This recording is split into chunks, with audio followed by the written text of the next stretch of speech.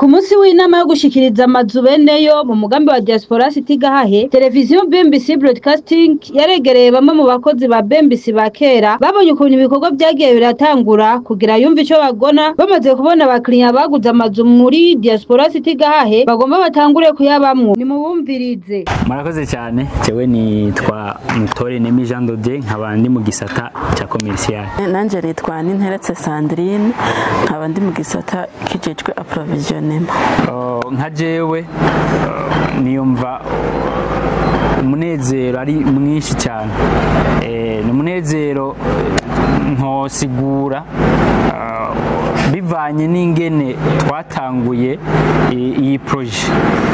Kubera iki? Kubera ko ico gihe tuza ngaha abantu ntibibaza yuko ivyo twashize ku ruhome canke bijya bita pancarte nk'umugambi mushasha tuzanye ngaha ko bizoshoboka. Ico gihe twatanguye vy'ukuri dufise abakiriya bacu twadusanganye. Nka jewe muri commercial kuza kugurisha inzu 29 cari kikogwa kininiya, noba ndi mu bambere boshobora kwiratira kugurisha amazu menshi. Rero muravye iyi projet irenga amazu arenga 30, hazobamwo uburaro burenga 100, kugurisha ku bantu nk'abo ko ari umunezero ntangere.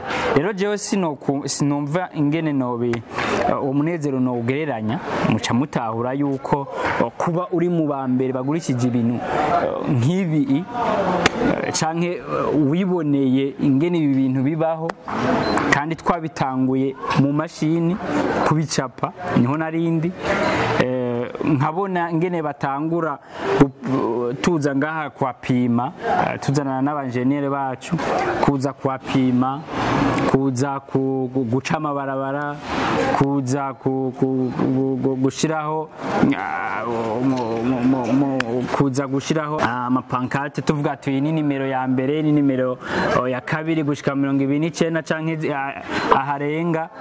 Rero umva ico gihe cari gikorwa kinini ya cyane, umusozi uturindiriye, ariko kubona uwo musozi wari uhari munini ya gose mu mwaka uheze, ubu twashoboye kururuka tukaba dufise abakiriya umwe wese, inzu imwe yose ngaha tukaba dufitiye umukiriya wayo. Urumva ko ari umunezero utagabanije. Muravye uwo mugambi uko ungana kuva mu ntango hakiri isi ndimwa hagaragara, tuza kuharaba bagatrasa bagacamwa amabarabara, twabona ko umenga ni ibintu bigoye cyane, ariko kugera ubu aho uwo mugambi ugeze, turavye kuva mu ntango batangura kwimbagura, tukashobora kuzana ibikoresho bishobora kubaka kuva mu ntango batangura umushinge w'iyi projet, urabona ko haje ibikoresho bitari bike cyane. Bavuga ko amakamyo y'amasima, y'amabuye, y'imisenyi, amakamyo y'amagravye nyene, kugira ngo dushobore gutura amakamyo ashobora gukura umugambi wose mu mushinge uko mubona ukagera aho ugeze aha ubu. Urabona ko hakoze ibikoresho bitari bike kandi byasaba ingufu nyinshi cyane. Tugiye kuraba ibiti byagiye gutarura aya mazu yose, aya madare bakayabetona, tubona ko byari ibintu bitoroshe. Rero jewe mbonye ko umugambi ahantu ugeze, aho ugeze aho abantu bagire binjire mu nzu za kaka nk'uku zirimo ibyangombwa byose bikwiye, mbona ko no kwishima birenze, kuko byari ibintu tubona kumenga biragoye cyane. Muga kuba byarashobotse bigakunda, ubu abantu bakabagira binjire mu mazu yabo baguze bagashobora kuyabamwo, numva ari umunezero urenze cyane kuri jewe kubw'ico gikorwa nari njejwe. Ubwa mbere ho twari muri societe kuva tutarakora umugambi. Ico gihe rero twari dusanzwe dufise abandi bakiriya bacu. Rero abo bakiriya bacu rero benshi baraba diaspora, twarubakira nk'abandi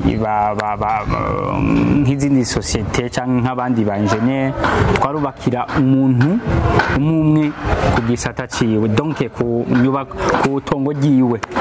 Rero ico kintu tukimazemo nk'imyaka irenga 8, urumva yuko kuko mu myaka 8 twari tumaze gukorera abantu batari bake.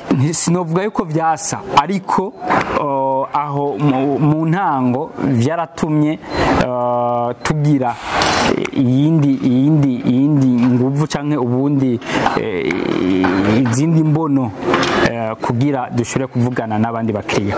Nikirikora kandi abo bakiriya bacu rero nibo batubwira ati rega birashoboka yuko mwumvisha abandi yuko boza bakagura. Kubera iki? Kubera ko barazi iryanzu yanje mwarayinyubakiye, mugenzi nabazanye umugenzi mwaramwubakiye kandi byagenze neza. Rero twebwe koroherwa muri ubwo buryo twari twifitiye icyizere. Ndabishura rero kuri ico kibazo icabidufashije ca mbere twari twifitiye icyizere. Ica kabiri twari tuvuga ukuri, twarumva yuko turako turajyajyana, twari tuzi yuko tuvuga ibintu tuzokora. Ikindi naco twari dufise na banki BGF ikiraduherekeza muri umugambi. Rero ni kuvuga ivyo byose bica bigufasha, bica bikorohera kumvisha umuntu ko yogura, kuko wewe uriyizere, uri kuvugisha ukuri, ubushobozi urabufise, ufise na banki iri impande yawe. By'ukuri ivyo byose nivyo vyatumye twebwe tuvyishimikiza mu kubwira abakiriya ko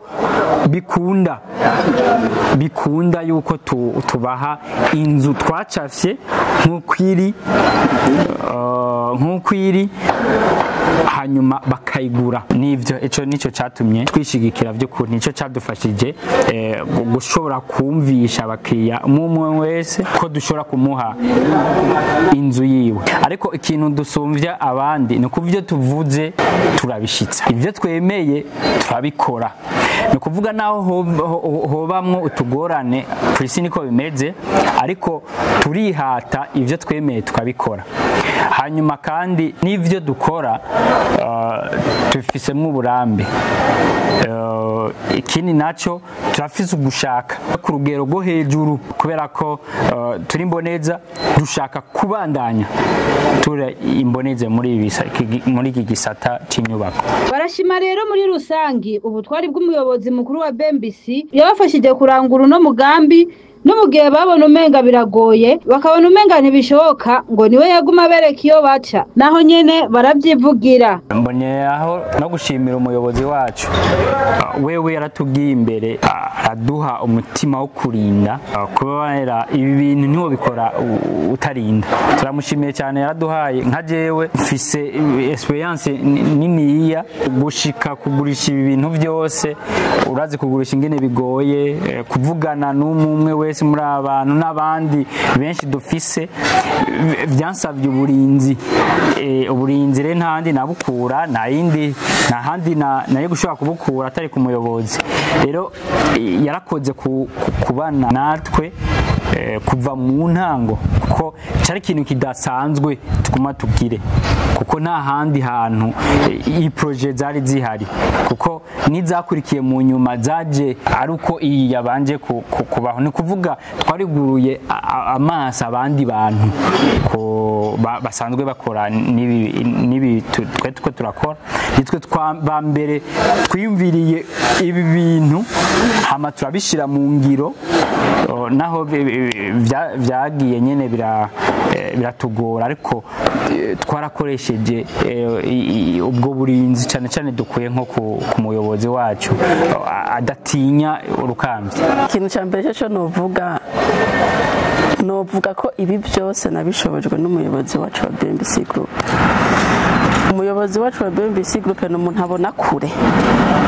Nimba hari nk'ingorane naba ndiko ndahura nayo mu bijanye no kwempota ibikoresho bishobora kuza gukora uyu mugambi, yaba yabibonye hakiri kare, hama akampa ubuyobozi bw'ingene nshobora kubigenza kugira ibintu bigume bigenda neza mu kazi ndiko ndakora akajanye na provisionema kuno mugambi.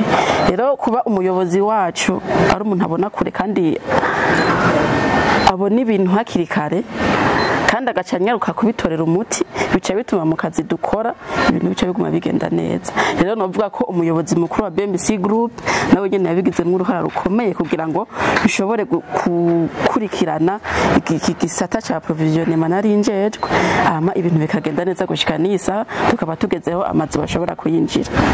Mbo kuba umuyobozi wa BMBC yarashoboye kumpa ubuyobozi ngirako byaratumye ngira ubushobozi bwo kuba umuntu atari umunebwe.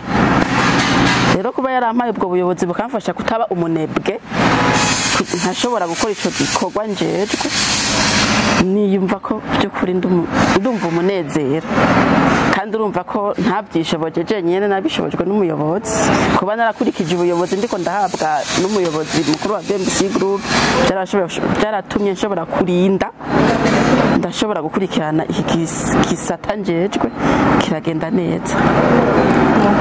Washime nitwe tubashimiye kubona muduhaye uwo mwanya kugira dushobore kuvuga ibyaranze uyu mugambi tuko turasozera aho bitari byoroshe kugira dushike aha mubona kugira nka jewe mu byo njejwe byo kugurisha ntibyari byoroshe ariko abo dukorana umuyobozi inshuti zacu zaragize ico zikora kugira aha tugeze tuhagere n'amabanki dusanzwe dukorana turashimiye ko nayo nyene yaragize uruhara rwayo kugira dushobore gushika ngaha.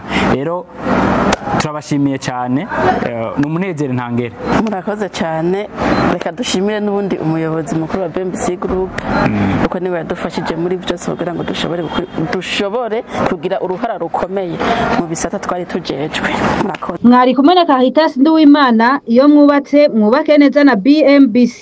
Bantu mutaritura BMBC Group muriko murahomba. BMBC Group nishira hamwe rutura ryubaka rigaca rigurisha amazu kuva mu bihumbi 2012. BMBC Group ririko rirubaka amazu mu gisagara ca Bujumbura, ibigwati vy'amazu meza cane hafi uburari igihumbi. Umve tubahonje, BMBC Group iriko yubaka ibigwati vyagutse cane usangamwe amazu amajana n'amajana. Aho ni muri quartier Miriware ya mbere, Diaspora City, Tenga na Gahahe, n'ayari karaduzwa mu matongo y'abantu.